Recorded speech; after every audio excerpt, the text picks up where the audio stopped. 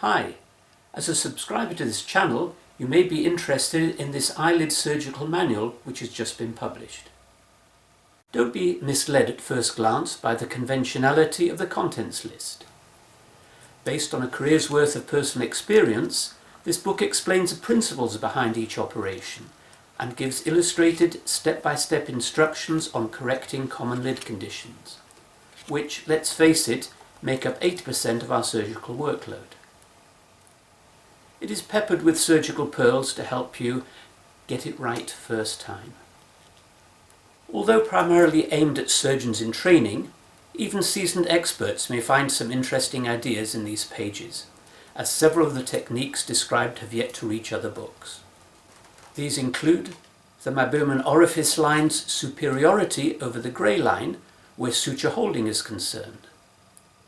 This allows suture tarsorrhaphy to replace surgical tarsorrhaphy as a quicker, less lid margin damaging, temporary eyelid closure. I promote a minimalist approach to eyelid reconstruction, maximising the use of direct closure, directed laissez-faire and tissue expansion. The incredibly simple magic suture can transform seemingly impossibly large tissue defects into ones that you can close directly. And this first stitch previews the effect that your closure orientation will have on the eyelid margin before you commit to the repair. If it's not right, simply replace it. No more iatrogenic ectropions.